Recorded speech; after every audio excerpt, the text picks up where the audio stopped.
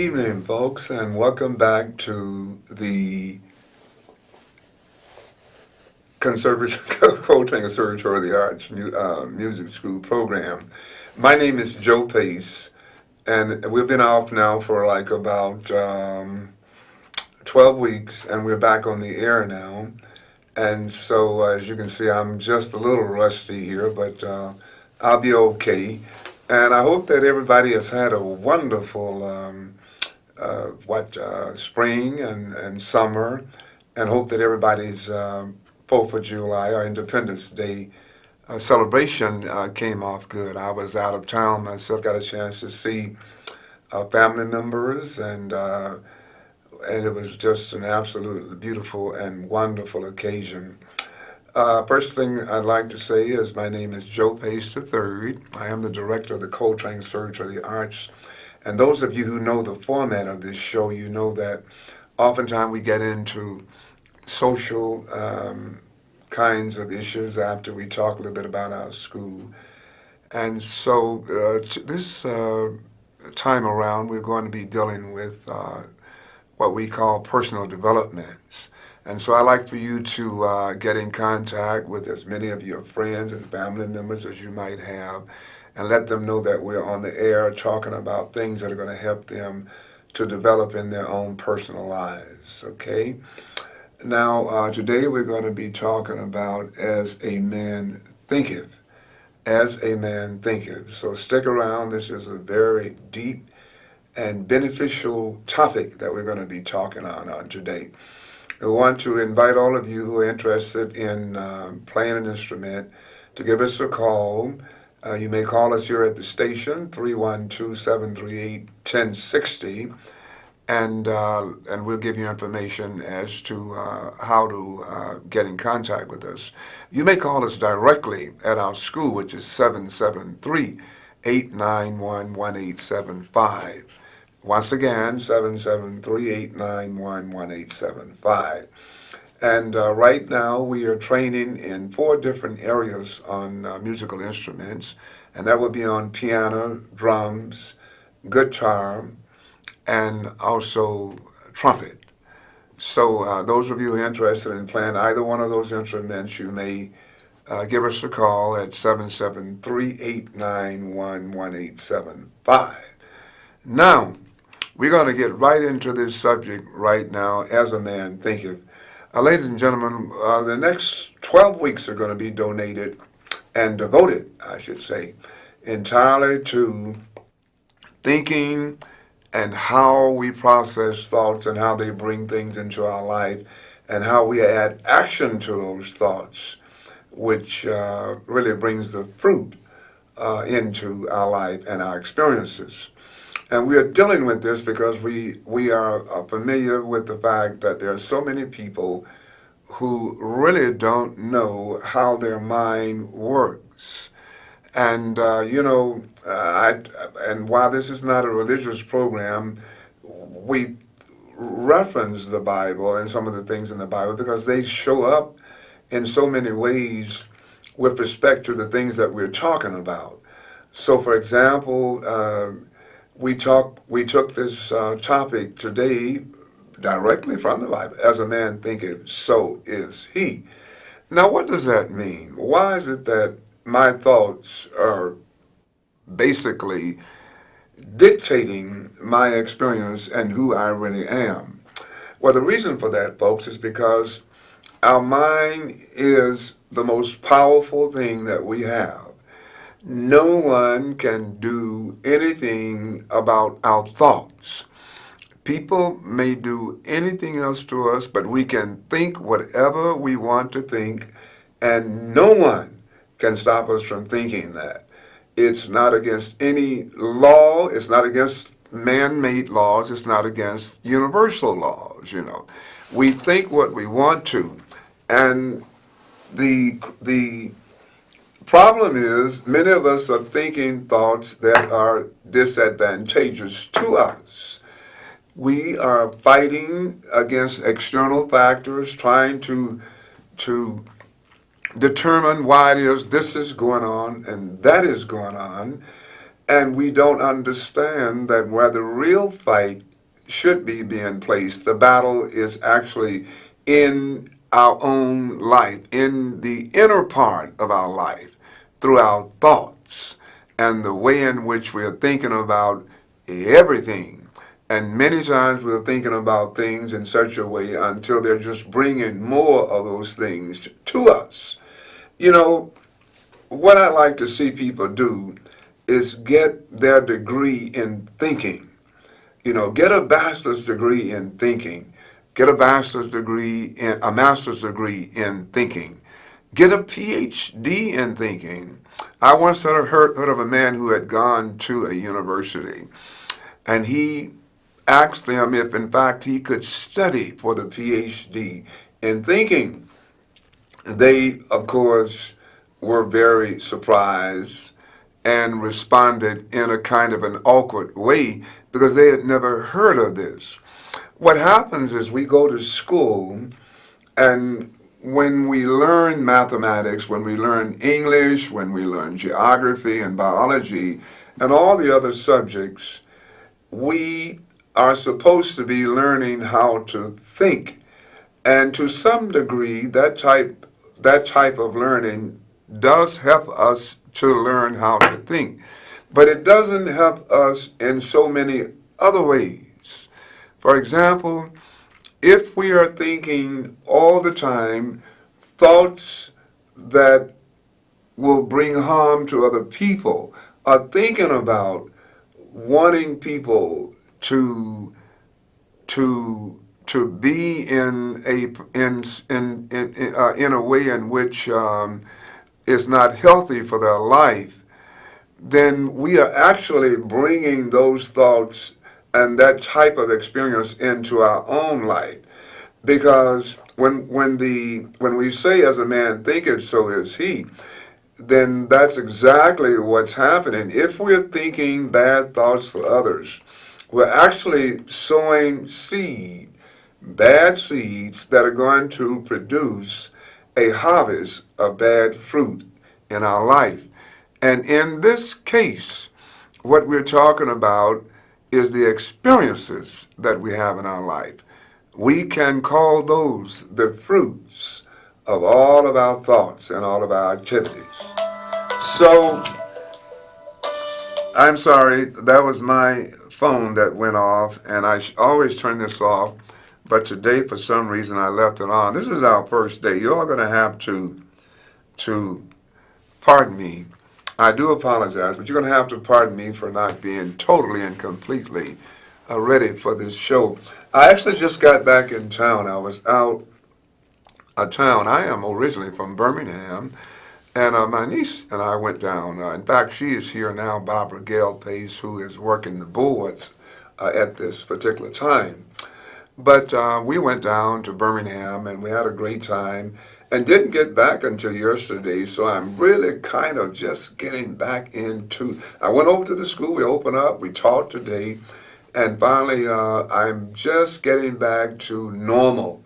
So anyway, let's get back into this topic because it is powerful.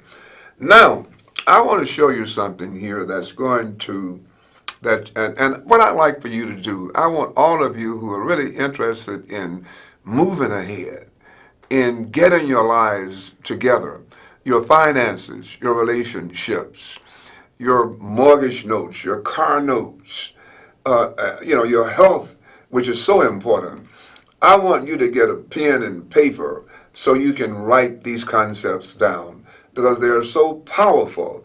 And and let me tell you this right here now. Those of you who can relate to this, see, oftentimes what happens is we are not ready for something. See, we are not ready for something, and that's why it blows past us, we can't visualize how anything of this type could work. Let me tell you something right now. Henry Ford almost had no education, and he took that buggy took the horses off from that buggy and put the engine that belongs to the locomotive together and came up with a car. In the process, he became the greatest industrialist this country has ever known. Now, without hardly any education whatsoever, Edison, Thomas Edison, he came up with the filament. He worked and worked and worked and worked and worked until he finally got something to light up. And he lit up the world in the process of it. He had very little education. I believe he had 3 months of formal education. But what he understood is that once you lock on to something mentally with your thoughts, with your mind, and don't turn loose no matter what, no matter who doubts you, anything is possible. Somebody said what the mind conceives and believes it can achieve. So get a pencil and paper and start writing, because for the next 12 weeks, we're going to be dealing with this subject. Okay? Now I want to show you something here, and this is going to go overhead. All right. Now you see that. Now this was kind of, I kind of had to, on my way over here, you can see though, that should be a round circle, but I couldn't. We were driving, and as we went across the bumps, you can see that I didn't make it very round, but that's not important. What's important is I want you to look at this, and I want you to see that top circle as being your conscious mind. Okay? Now the bottom circle is your subconscious mind, and then the area underneath the bottom circle is your body. So this is what we are made up of. A conscious mind, a subconscious mind, and a body. Now, remember one thing, and you should be writing these things down. That the body, the body and the mind are one and the same. That's why when we get ill, our mind is sick. You know, when our mind is sick, our bodies get sick. Okay, so we want to keep that in mind. Now, what I want to do is tell you, first of all, that in this conscious mind, that's what we control. Everybody controls their conscious mind.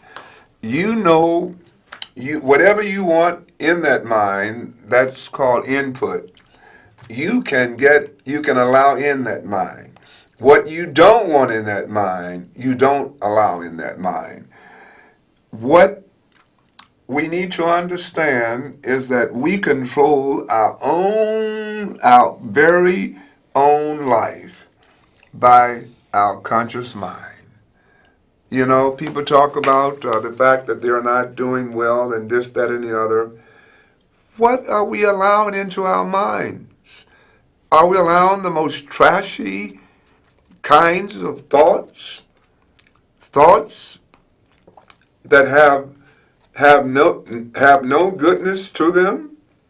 Are we allowing thoughts that we know are going to get us somewhere? I mean, are we walking around holding grudges from years ago? And we'll get back to this in just a moment. I want you to. Are we walking around? Just let's deal with these thoughts, okay? And are we walking around with thoughts in our mind from grudges of years ago, or for that matter, of last week? Because it's a reason that we are asked to forgive. Because forgiveness is actually a healthy thing. People might say, well, you know, whatever was done to me was so low down until I just can't forgive that, you know. And somebody said, you have to. You can't afford not to. Because what happens is, as long as we're holding a grudge, it's a negative vibration. Holding a grudge is a negative vibration. And if you don't believe that, start to talk about that incident that caused that caused an action that's preventing you from forgiving. You know, think about it. The moment you start to think about that, the whatever pleasant vibrations you're having, they're going to go away. Because you know what? Good vibrations and bad vibrations cannot occupy the same space. So it's important for you to get rid of that bad vibration, because all that vibration is going to do is to bring the fruit of negativism into your life. And it may be negative for your body, it could be negative for your finances, it could be negative for your relationships, it could be negative, for your health. It's so many ways in which we reap these things. And the best thing that we can do is to put whatever grudges we have behind us. And we put them behind us by saying, I'm going to forgive this, you see. And if we can forgive it, and we can forget it, we'll find that our life is going to be much more beneficial as a result of that. Now, what's happening is by holding that grudge, what we're doing is we're allowing this conscious mind to bring to bring to allow things into it. And what happens is that those things eventually go into the subconscious mind, this area right here. The subconscious mind is the connection. That's the connection that we make with the infinite intelligence. Now, I told you I'm not a preacher, but I do understand life, and I have a religion, but this is not a religious program. We're trying to get you to understand how thought controls every experience that we go through. And what happens is in the subconscious mind, this is where things are processed at. If you got a lot of grudges, you got hatred, you got I don't like this one, I don't like that one, you got I don't like my job, I don't like what I'm doing, you got all of that. And it's okay not to like your job, but you have to work that job and work it with some sort of positive mental attitude and you'll find that eventually you'll be in what you're looking for, because you want to feed into this mind the kind of job that you really want. And I mean, do it with passion, do it with emotions. I want to be this, that, or the other. And guess what, ladies and gentlemen? Guess what? Guess what?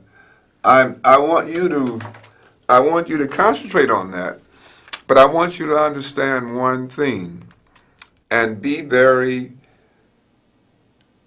careful that you really, really understand this. That even if I am holding the most beautiful thoughts in the entire world, at some point I have to take action on whatever those thoughts are, whatever my desires are, whatever my hopes are. I have to take action. I must take action. Because you know what I just said a moment ago about some of the biblical scriptures, and we talk about those. But you can say to yourself, let's just use one, and that's the one that says that faith is the substance of things hoped for and the evidence of things unseen. So we have to be very cognizant of the fact that first thing about it, we must have faith. We cannot, the doubt that comes into our mind again, if we allow it to come through our conscious mind, it then works its way into our subconscious mind, and this is where all the processing is going on. Over these next 12 weeks, you'll learn a lot about this. Right now, a lot of it may be kind of escaping you, but I want you to make certain you come back here next week at 7:30, Monday, and you're going to learn a lot. After a while, this is going to be pretty much like eating ice cream for you because you're going to understand it so easily. But but the subconscious mind is where all the processing is going on. And if this subconscious mind is filled with doubts and limitations, that's going to be our experience. Because what happens in here is what manifests into the external world. And these are the things that we're going through. If we believe strongly enough that we're going to be prosperous and we feed that into our conscious mind, it's going to work its way into our subconscious mind. And if we really, and that subconscious mind is going to put in place everything that we need in order to become prosperous. But guess what? If it puts it in place and you don't do anything about it, then it's never going to be anything because number one, it wasn't sincere from the very beginning. What good does it do me to say, I want to be a prosperous person, and then as soon as these marvelous ideas start to come into my mind, given to me by guess what? My subconscious mind, where everything is being processed, and I don't take action whatsoever. I'm sitting around doing nothing. I'm complaining. I'm hoping and wishing something would drop out of the sky, which is unrealistic.